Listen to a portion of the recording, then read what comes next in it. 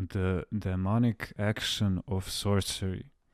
Geranda, what did you tell the school children who came today and told you that they had called upon the Spirit? What could I say to them?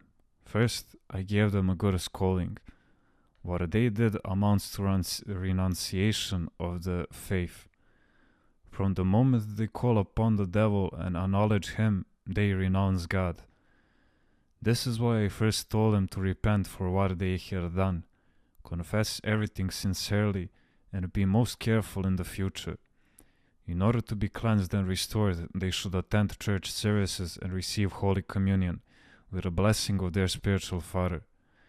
They have, of course, some excuse inasmuch as they are children and did it as a game. But if they had been adults, they would have suffered serious harm. The devil would have acquired great power over them. But even now, having some excuse, the children have been shaken up by what they did. Geranda, what exactly did they do? What many others do. They place a glass with water on a table and they put the letters of the alphabet around the glass. Then they place their finger in the glass and call upon the spirit, that is, the devil.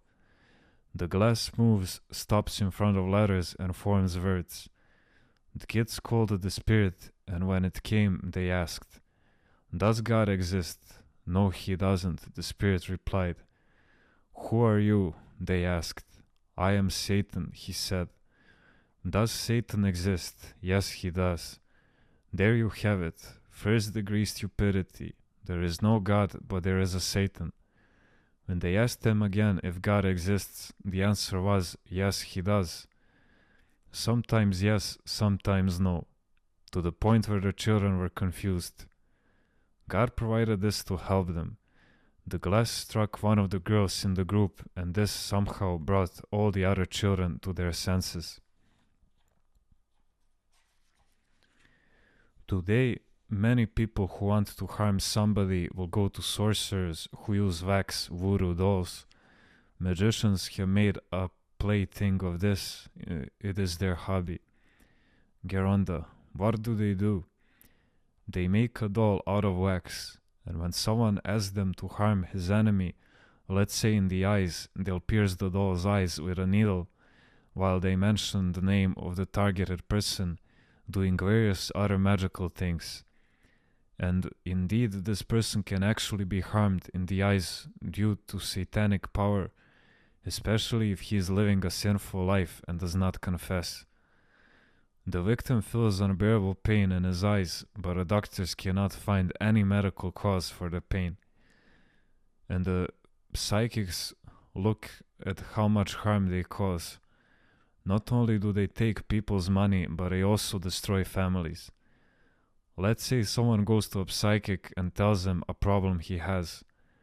Then the psychic says, "Look here, there is a female relative of yours, whose complexion is a little dark and who is a little tall, who has put a magical spell on you." The victim then tries to find a relative who even slightly fits the description. He develops a hatred for this relative.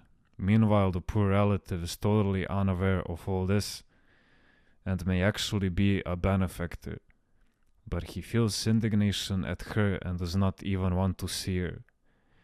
When he goes back to the psychic, he is told that it's time to break the spell, but of course, only after some more money is paid.